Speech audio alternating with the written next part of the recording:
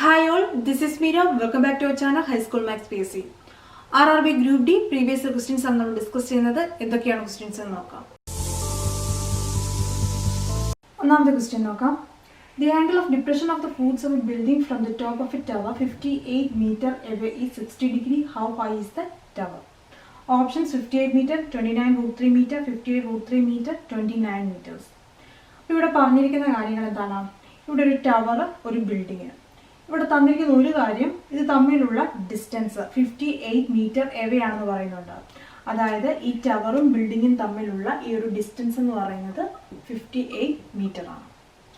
ഇനി കണ്ടെത്താൻ പറഞ്ഞിരിക്കുന്നത് ഈ ടവറിന്റെ ഹൈറ്റ് ആണ്. How high is the tower എന്ന് ചോദിച്ചു കഴിഞ്ഞാൽ അതിന്റെ ഹൈറ്റ് ആണ് കണ്ടെത്തേണ്ടത്. ഇനി പറഞ്ഞിരിക്കുന്ന മറ്റൊരു കാര്യം എന്താണ്? Angle of depression. അപ്പോൾ angle of depression of the foots of a building from the top of a tower. അപ്പോൾ ഈ ടവറിന്റെ മുകളിൽ നിന്ന് ഒരാൾ ഈ ബിൽഡിങ്ങിലേക്ക് നോക്കുമ്പോഴത്തേക്കും ഇതാണ് ലൈൻ ഓഫ് സൈറ്റ് എന്ന് പറയുന്നത്. ഇനി അതുപോലെ തന്നെ ഇതിവിടെ ഒരു പാരലൽ, ഇതിന്റെ ലെവലാണ് കാണിച്ചിരിക്കുന്നത്. ഇവിടെയുള്ള ആംഗിൾ ഓഫ് ഡിപ്രഷൻ എന്ന് പറയുമ്പോഴത്തേക്കും അത് ഈ ആംഗിളാണ്. അതായത് ഈ ഒരു ബിൽഡിംഗ്, ഈ ഒരു ടവറിന്റെ മുകളിൽ നിന്ന് നോക്കുന്ന ഒരാളുടെ ലൈൻ ഓഫ് സൈറ്റ് ആണിത്. ഇതാണ് ലെവല്, ഇതാണ് ആംഗിൾ ഓഫ് ഡിപ്രഷൻ. ഇനി നോക്കുക, ഇത് ഈ രണ്ട് ലൈൻസ് പാരലാണ്. അതിനൊരു ട്രാൻസ്വേഴ്സൽ കട്ട് ചെയ്യുമ്പോൾ ഇവിടെ ഉണ്ടാക്കുന്ന ആംഗിൾ തന്നെയായിരിക്കും ഇവിടെയും വരിക, 60 ഡിഗ്രി. ഇനി എന്താണ്? ഇതൊരു റൈറ്റ് ആംഗിൾ ട്രയാങ്കിൾ ആണ്. കാരണം എന്താണ്? ഇവിടെ ഒരു 90 ഡിഗ്രി ആണ്. 90 ഡിഗ്രി ആണെങ്കിൽ ഇത് എന്താണ്? മട്ടത്രികോണമാണ്.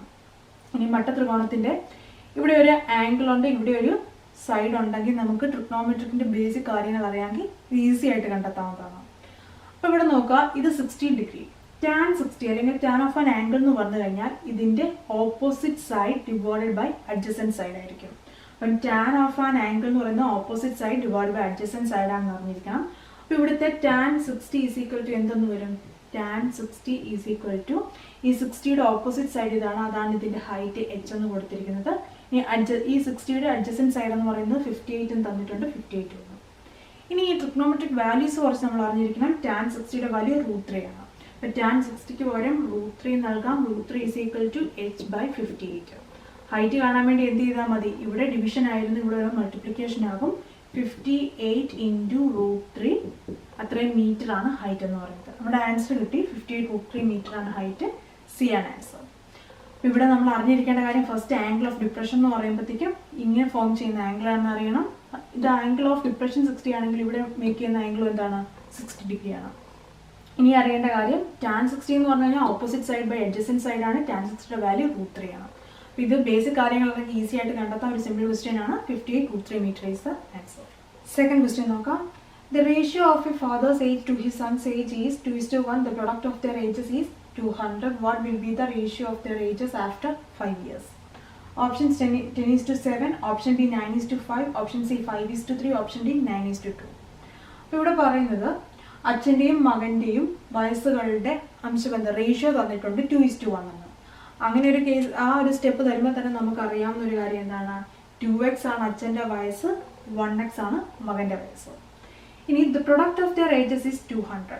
തന്നിരിക്കുന്നത് ഇതിൻ്റെ, ഇവരുടെ വയസ്സിൻ്റെ പ്രൊഡക്റ്റ്, അതിൻ്റെ ഗുണിച്ചു കഴിഞ്ഞ് കിട്ടുന്ന ആൻസർ, അതാണ് പ്രൊഡക്റ്റ്. അപ്പം 2 × 1 2 വന്നു, x × x x² വന്നു. അതായത് ഇത് തമ്മിൽ മൾട്ടിപ്ലൈ ചെയ്യുമ്പോൾ 2x² ആണ്. അത് 200 എന്ന് തന്നിട്ടുണ്ട്. ഇതിൽ നിന്ന് എക്സിന്റെ വാല്യൂ കണ്ടെത്താൻ മേലെ 2 കൊണ്ട് കട്ട് ചെയ്യുമ്പോഴത്തേക്കും 200നെ കട്ട് ചെയ്യുമ്പോൾ 100 വരും. x² എന്ന് പറയുന്നത് 100 ആണെങ്കിൽ x എന്തായിരിക്കും? 10 ആയിരിക്കും. കാരണം √100 ആണ് കണ്ടെത്തേണ്ടത്. അത് 10 അല്ലേ? 10ന്റെ സ്ക്വയർ ആണ് 100. അപ്പോൾ നമുക്ക് എക്സിന്റെ വാല്യൂ കിട്ടി 10 എന്ന്. അപ്പോൾ അവരുടെ ഏജ് എന്ത് വരും? 10 × 2 20, 10 × 1 10. അപ്പോൾ അച്ഛൻ്റെ വയസ്സ് 20ഉം മകൻ്റെ വയസ്സ് 10 ആണ് കിട്ടിയിരിക്കുന്നത്. ഇനി 5 വയസ്സ് കഴിയുമ്പോഴത്തേക്കും ഇവരുടെ പ്രായം എന്താണെന്നാണ്, അതിൻ്റെ റേഷ്യോ ആണ് ചോദിക്കുക. അപ്പോൾ 5 വയസ്സ് കഴിയുമ്പോഴത്തേക്കും എന്താണ്? ഇവർ രണ്ടുപേരുടെയും വയസ്സെന്ന് പറയുന്നത് ഇവിടെ 25ഉം വരും, ഇവിടെ 15ഉം വരും. ഇനി ഇവിടെ റേഷ്യോ എങ്ങനെയാണ് കാണുക? രണ്ടിനെയും ഒരേ നമ്പർ കൊണ്ട് നമ്മൾ ഡിവൈഡ് ചെയ്യും. 25:15 വന്നാലും വരും, പക്ഷേ അങ്ങനെ ഒരു ആൻസർ ഇല്ല. അപ്പോൾ നമ്മൾ വീണ്ടും സിംപ്ലിഫൈ ചെയ്യണം. 5 × 5 ആണ് 25, 5 × 3 ആണ് 5:3 ആണ്. ഓപ്ഷൻ സി ആണ് ആൻസർ. മൂന്നാമത്തെ ക്വസ്റ്റ്യൻ നോക്കാം. The difference between the height and base of a right angle triangle is 7 cm and the area of that triangle is 30 square centimeter. Find the perimeter of the triangle. അപ്പോൾ ഇവിടെ തന്നിരിക്കുന്ന options 30 cm, 12 cm, 13 cm, 25 cm. അപ്പോൾ ഇതൊരു right angle triangle. അതായത് right angle triangle എന്ന് പറഞ്ഞു കഴിഞ്ഞാൽ എന്താണ്? മട്ടത്രികോണം. ഒരു ഭാഗം ഒരു കോണളവ് 90 ഡിഗ്രി ആയിരിക്കും. ഇനി ഇതിൻ്റെ ബേസിന് ബി എന്നും ഹൈറ്റിന് എച്ച് എന്നും കൊടുത്തു. ഇവിടെ തന്നിരിക്കുന്ന ഫസ്റ്റ് കാര്യം എന്താണ്? Difference between the height and base of a right angle triangle is 7 centimetre. അതായത് എച്ച് മൈനസ് ബി എന്ന് പറയുന്നത് 7 സെൻറ്റിമീറ്റർ ആണ്. ഇതിൽ നമുക്ക് എന്ത് പറയാൻ പറ്റും? എച്ച് എന്ന് പറയുന്നത് 7 + b സെൻറ്റിമീറ്റർ ആണെന്ന് പറയാം. അതായത് ഇവിടുത്തെ ബേസിൻ്റെ വാല്യൂ എന്താണ്? അതിനോട് 7 കൂട്ടുന്നതായിരിക്കും ഇതിൻ്റെ ഹൈറ്റ്. അതാണ് ഈ ഫസ്റ്റ് സെൻറ്റൻസിൽ നമുക്ക് മനസ്സിലാവുക. ഇനിയും പറയുക, area of the triangle is 30 square centimetre. അപ്പോൾ ഒരു റൈറ്റ് ആംഗിൾ ട്രയാങ്കിളിൻ്റെ ഏരിയയുടെ ഇക്വേഷൻ ഹാഫ് ബി എച്ച് ആണ്. Half into base into height ആണ്. ഇതിൻ്റെ വാല്യൂ 30 തന്നിട്ടുണ്ട്. 30 സെൻറ്റിമീറ്റർ സ്ക്വയർ തന്നിട്ടുണ്ട്. ഇതിൽ നിന്ന് നമുക്ക് എന്ത് പറയാൻ പറ്റും? ബി ഇൻറ്റു എച്ച് എന്ന് പറയുന്നത് 30. ഈ 1/2 ഇങ്ങോട്ട് വരുമ്പോഴത്തേക്ക് എന്താകും? 2/1 ആകും. അതായത് ഈ താഴെ കിടക്കുന്ന 2 ഇവിടെ വരും, മുകളിൽ ഇരുന്ന 1 താഴെ വരും. അപ്പോൾ 30 × 2 എത്ര വന്നു? 60. അപ്പോൾ നമുക്ക് ലഭിച്ച ആൻസർ എന്താണ്? ബി ഇൻറ്റു എച്ച് എന്ന് പറയുന്നത് 60. ഈ ഇക്വേഷൻ ആണ് നമുക്ക് ലഭിച്ചിരിക്കുന്നത്. അപ്പോൾ നമുക്ക് മറ്റൊരു കാര്യം അറിയാവുന്ന എന്താണ്? ബി ഇൻറ്റു എച്ചിൻ്റെ വാല്യൂ എന്താണെന്ന് പറയാം? ബിയുടെ കൂടെ 7 കൂടെ ആഡ് ചെയ്യുന്നതാണ്. ഇത് രണ്ടും കൂടെ മൾട്ടിപ്ലൈ ചെയ്യുമ്പോൾ 60 വരും. ഇവിടെ നമുക്ക് ഫസ്റ്റ് തന്നിട്ടുള്ള സെൻറ്റൻസിൽ നിന്ന് എച്ചിൻ്റെ വാല്യൂ b+7 എന്നറിയാം. ബി ഇൻറ്റു എച്ച് എന്ന് പറയുമ്പോഴത്തേക്കും ബി ഇൻറ്റു b+7 ആണ്. ഇനി നോക്കുക 60. ഈ 60ൻ്റെ കേസിൽ ഫസ്റ്റ് നമുക്ക് പറയാൻ പറ്റും 1 × 60. 60 ആണ്. അതായത് ഞാനിവിടെ ഫാക്ടേഴ്സ് ആണ് കാണുന്നത്. 2 × 30. 30 × 2 60 ആണ്. 3 കൊണ്ട് 60നെ ഡിവൈഡ് ചെയ്താൽ നമുക്ക് കിട്ടുക എന്താണ്? 20 ആണ്. 3 × 20 60 ആണ്. ഇനി 4 കൊണ്ട് ഡിവൈഡ് ചെയ്ത് കഴിഞ്ഞാൽ നമുക്ക് 15 × 4 60 ആണ്. 5ൻ്റെ കേസിൽ എന്താണ്? 12 × 5 60 ആണ്. 6ൻ്റെ കേസിൽ 10 × 6. ഇനി നമുക്ക് അറിയേണ്ട കാര്യം ബി ഇൻറ്റു b+7 അകത്ത് നമുക്കറിയാം ഇത് തമ്മിലുള്ള ഡിഫറൻസ് 7 ആണ്. അപ്പം 60 - 1 ഇതിൽ നമ്മൾ നോക്കുന്നത് ഈ രണ്ട് നമ്പേഴ്സ് തമ്മിലുള്ള വ്യത്യാസം, ഡിഫറൻസ് 7 വരുന്നതാണ്. ഇവിടെ ഏതാണ് വരിക? 15 - 4 7 വരത്തില്ല. ഇനി ഇവിടെ നോക്കിയേ, 7 + 5 അല്ലേ 12. അതായത് ഈ 12 - 5 എന്ന് പറഞ്ഞു കഴിഞ്ഞാൽ 7 വരും. ഇവിടെ ഈ നമ്പേഴ്സ് തമ്മിലുള്ള ഡിഫറൻസ് 7 ആണ്. അതായത് ബി 5ഉം ഈ എച്ച് എന്ന് പറയുന്നത് b+7 എന്ന് പറയുന്നത് 12 വരും.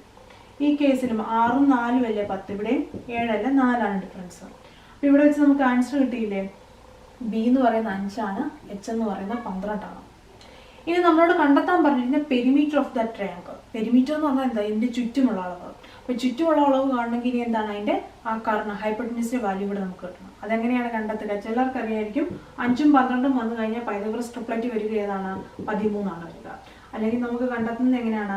5ൻ്റെ സ്ക്വയർ 25 + 12ൻ്റെ സ്ക്വയർ 144. അതിൻ്റെ സ്ക്വയർ റൂട്ട് എടുക്കണം. അതായത് സ്ക്വയർ റൂട്ട് ഓഫ് 169 വരും, 13 വരും. ഈ രീതിയിൽ കണ്ടെത്താം. അപ്പോൾ കുറച്ച് വാല്യൂസ് അറിഞ്ഞിരിക്കണം. 5ഉം 12ഉം വന്നു കഴിഞ്ഞാൽ ഒരു മട്ടത്രികോണത്തിൻ്റെ വാല്യൂ, അടുത്ത വാല്യൂ എന്തായിരിക്കും? 13 ആയിരിക്കും. അപ്പോൾ ഇവിടെ 5, 12, 13 വന്നു. ഇനി ഇതെല്ലാം കൂടി ആഡ് ചെയ്താൽ പോരെ? 13, 12, 5.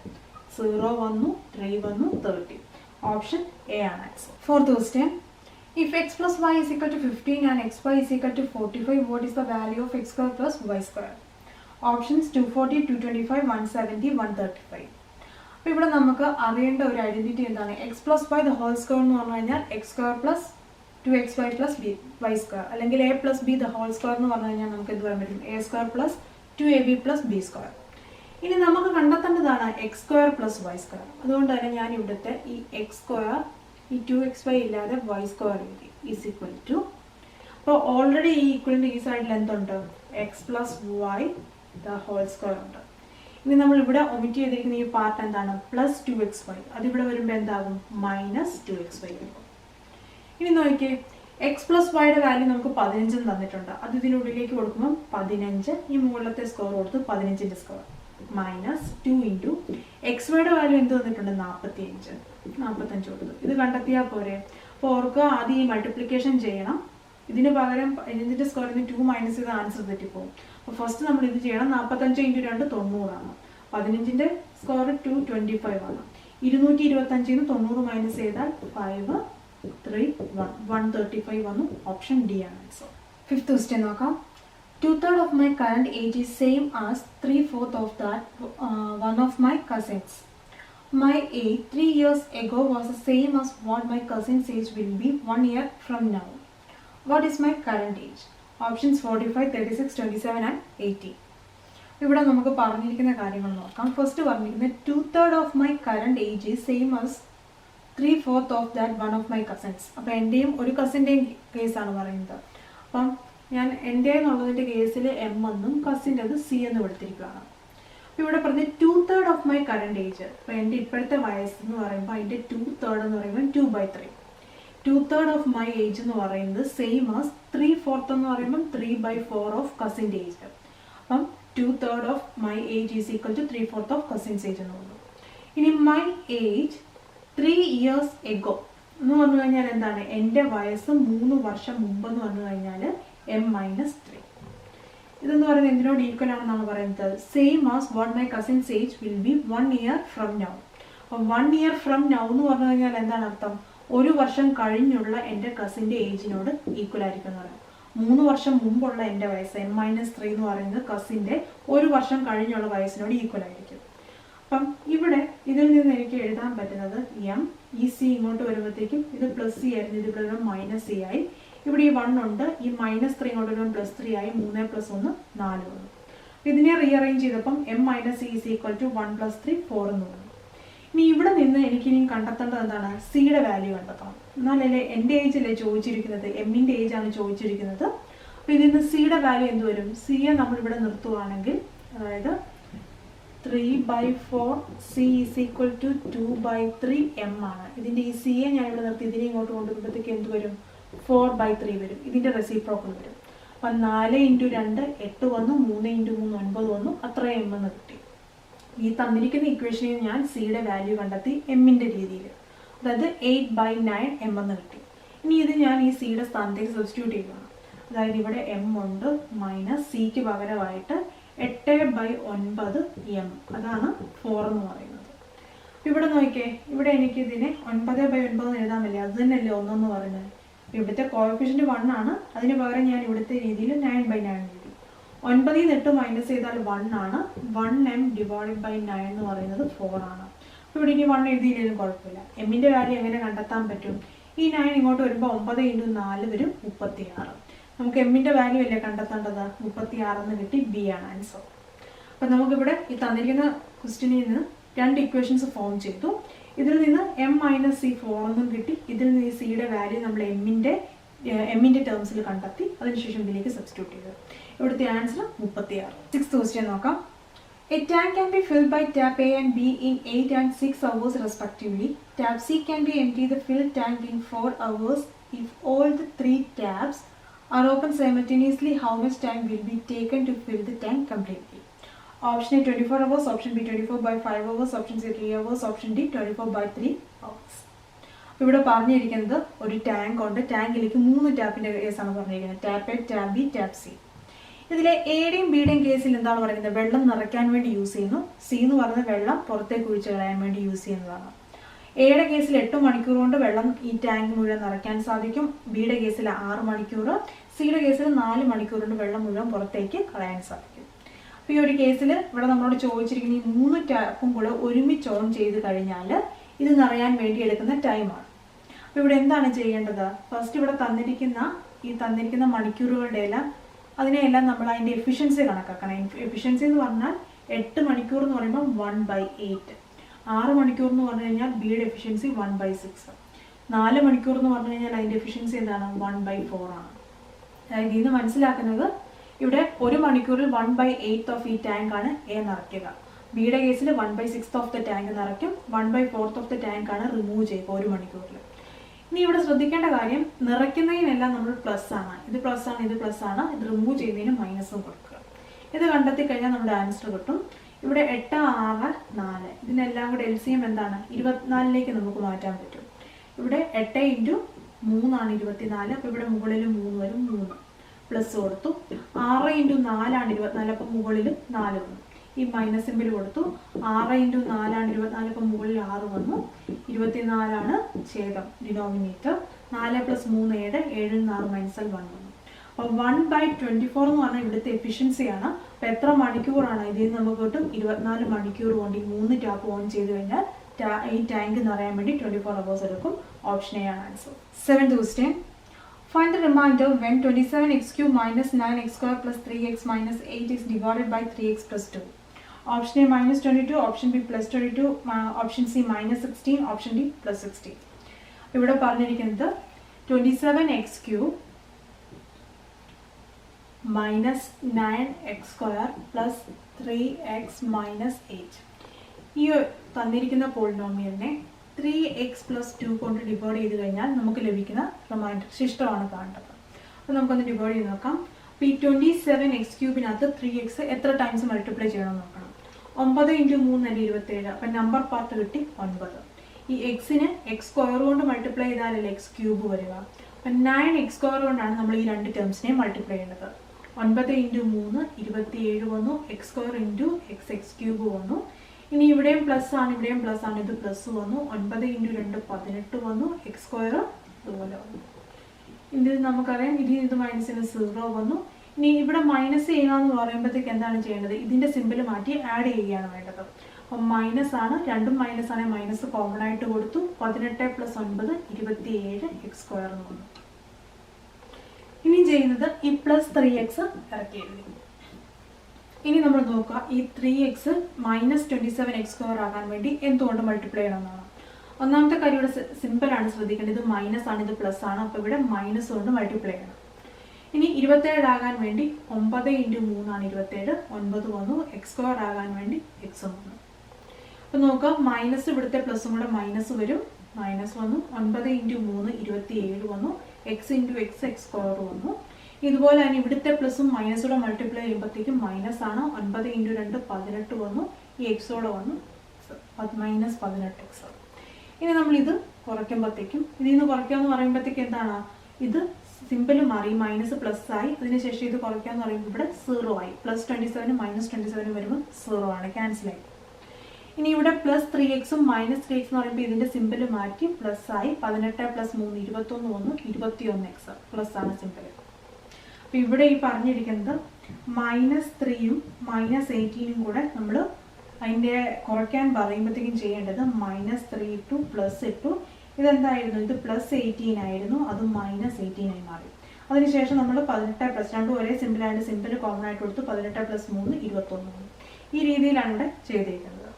ഇനി ഇവിടെ -8 ഇറക്കിയത്. ഇനി നോക്കി 21 ആകാൻ വേണ്ടി 3നെ 7 കൊണ്ട് മൾട്ടിപ്ലൈ ചെയ്യണം. ഇത് പ്ലസ് ആണ്, ഇത് പ്ലസ് ആണ്, അതുകൊണ്ട് ഇവിടെ പ്ലസ് തന്നെ വരും. ഇനി ഇവിടെ ശ്രദ്ധിക്കേണ്ടത് എക്സ് ആണ് വരേണ്ടത്. എക്സ് ഇവിടെ ഓൾറെഡി ഉണ്ട്, അതുകൊണ്ട് ഇനി 7 കൊണ്ടാണ് മൾട്ടിപ്ലൈ ചെയ്യേണ്ടത്. 7 × 3 21 വന്നു, എക്സ് വരുമ്പോഴത്തേക്കും ഇവിടെ 21x വന്നു. ഇനി പ്ലസും പ്ലസും പ്ലസ് ആണ്. 7 × 2 14 വന്നു. 21 ൽ നിന്ന് 21 മൈനസ് ചെയ്യുമ്പോഴത്തേക്കും 0 വന്നു. ഇവിടെ -8 + 40. ഇവിടെ കുറയ്ക്കാൻ പറയുമ്പോഴത്തേക്ക് എന്താണ് ചെയ്യേണ്ടത്? ഇവിടെ +40. ഈ രീതിയിലാണ് -8 - +40. ഇവിടെ നമ്മൾ ഇത് പ്ലസ് ആക്കും, ഇതിൻ്റെ സിമ്പിൾ ചേഞ്ച് ചെയ്യും. അപ്പോൾ ഇതൊക്കെ ബേസിക് റൂൾസിലുള്ളതാണ്. ഇനി രണ്ടും മൈനസ് ആണെങ്കിൽ മൈനസ് കോമൺ ആയിട്ട് കൊടുത്തു. 14 + 8 22 വന്നു. അപ്പോൾ ഇവിടെ വരുന്നത് എന്താണ്? -22. അപ്പോൾ ഇവിടെ നമുക്ക് ലഭിച്ചിരുന്ന റിമൈൻഡർ എന്താണ്? -22 ആണ്. ഓപ്ഷൻ എ ആണ് ആൻസർ. ഇന്നത്തെ ലാസ്റ്റ് ക്വസ്റ്റ്യൻ നോക്കാം. Selina went to the city from her home at the rate of 8 km/h but returned by the same route at the rate of 6 km/h. The two-way journey took her 24.5 hours. How far from the city did Selina live? ഇവിടെ പറഞ്ഞിരിക്കുന്നത് സെലീനയുടെ വീട്ടിൽ നിന്ന് സിറ്റിയിലേക്ക് travel ചെയ്തു. Distance same ആണ്, root same ആണ്. അങ്ങോട്ടുള്ള യാത്രയ്ക്ക് 8 km/h ആണ്, ഇങ്ങോട്ടുള്ള യാത്രയ്ക്ക് തിരിച്ചുള്ള യാത്രയ്ക്ക് 6 km/h ആണ് വേഗത. ഇനി ടോട്ടൽ ടൈം, ഈ 2-way ജേർണിയുടെ, അതായത് അങ്ങോട്ടും ഇങ്ങോട്ടുള്ള യാത്രയുടെ ടോട്ടൽ ടൈം നമുക്ക് വന്നിട്ടുണ്ട് 24.5 മണിക്കൂർ. അപ്പോൾ ഇത് തന്നിരിക്കുന്ന മിശ്ര ഭിന്നത്തിലല്ലേ, 24 എന്ന് പറഞ്ഞു കഴിഞ്ഞാൽ എന്തിൻ്റെ പകുതിയായിരിക്കും? 49ൻ്റെ പകുതിയായിരിക്കും. അപ്പം 49/2 മണിക്കൂർ എന്ന് പറയുന്നതാണ് 24. അതായത് 50 എന്ന് പറഞ്ഞാൽ 50ൻ്റെ പകുതി 25 ആണ്. അപ്പം 49ൻ്റെ പകുതി എന്ന് എടുക്കാം. അതല്ലെങ്കിൽ എന്ത് ചെയ്യാം? 24 × 2 48 + 1 49/2 എന്ന് എടുക്കാം. ഓക്കെ, ഇനി ഇവിടെ നമുക്ക് 4 ഓപ്ഷൻസ് തന്നിട്ടുണ്ട്. ഇവിടെ നമ്മളോട് കണ്ടെത്താൻ പറഞ്ഞിരിക്കുന്നത് എന്താണ്? ഇവിടെ ഈ ഒരു ഡിസ്റ്റൻസ് എത്രമാത്രം ഡിസ്റ്റൻസിലാണ് ഇവരുടെ ഈ സിറ്റിയും ഹോമും തമ്മിലുള്ളതെന്നാണ് കണ്ടെത്തേണ്ടത്. ടൈമിൻ്റെ ഇക്വേഷൻ എന്താണ്? ടൈം കണ്ടെത്താൻ വേണ്ടി ഡിസ്റ്റൻസിനെ സ്പീഡ് കൊണ്ട് ഡിവൈഡ് ചെയ്താൽ മതി. ഇനി ഇങ്ങോട്ടുള്ള യാത്രയെ T1 എന്നും ഇങ്ങോട്ടുള്ള യാത്രയ്ക്ക് എടുത്ത ടൈമിനെ T2 എന്നും എടുത്തു. അങ്ങനെയാണെങ്കിൽ ഫസ്റ്റ് T1 എങ്ങനെ നമുക്ക് കണ്ടെത്താൻ പറ്റും? T1 എന്ന് പറയുന്നത് അങ്ങോട്ടുള്ള യാത്രക്കെടുത്ത ഡിസ്റ്റൻസ് D ആണ്. D ബൈ അതിൻ്റെ സ്പീഡ് 8 ആണ്, 8 കിലോമീറ്റർ. T2 എന്ന് പറയുന്നത് എന്തായിരിക്കും? ഡിസ്റ്റൻസ് സെയിം തന്നെയാണ്, ഇങ്ങോട്ടുള്ള യാത്രക്കെടുത്ത സ്പീഡ് എന്താണ്? 6 ആണ്. ഈ T1 ഉം T2 കൂടെ കൂട്ടിച്ചേരുന്നതല്ല ഈ ടോട്ടൽ എടുത്തിരിക്കുന്ന ടൈം T എന്ന് പറഞ്ഞിരിക്കുന്നത്. അപ്പം ഇത് രണ്ടും കൂടെ ആഡ് ചെയ്യുന്നത് എത്രയായിരിക്കും? 49/2. ഇത് സോൾവ് ചെയ്താൽ മതി, നമുക്ക് ഡിസ്റ്റൻസ് D കിട്ടും. അപ്പം അതിനുവേണ്ടി 8 6 എന്ന് പറയുമ്പോഴത്തേക്കും അതിൻ്റെ LCM 24 ആണ്. അതായത് 8നെ 6നെ നമുക്ക് കോമൺ ആയിട്ട് 24ലേക്ക് മാറ്റാം. 8 × 3 ആണ് 24, അതുകൊണ്ട് 3D ഇവിടെ വരും. പ്ലസ് 6 × 4 ആണ് 24, ഇവിടെ 4D വന്നു. അപ്പോൾ ഇവിടെ 24 വന്നു, ഇവിടെ 4 + 3 7D വന്നു. ഇതാണ് 49/2. ഇതിനി സോൾവ് ചെയ്താൽ മതി. 7 × 7 അല്ലേ 49, 12 × 2 അല്ലേ 24. അപ്പം D എന്ന് പറയുന്നത് ഇവിടെ ഒരു 7 ഉണ്ട്, ഈ 12 ഇങ്ങോട്ട് വരുമ്പോഴത്തേക്കും 12 × 7 വരും. 12 × 7 84 ആണ്, അത്രയും കിലോമീറ്റർ. അപ്പം നമുക്ക് ഇവിടെ കിട്ടിയ answer distance option A 84 kilometre.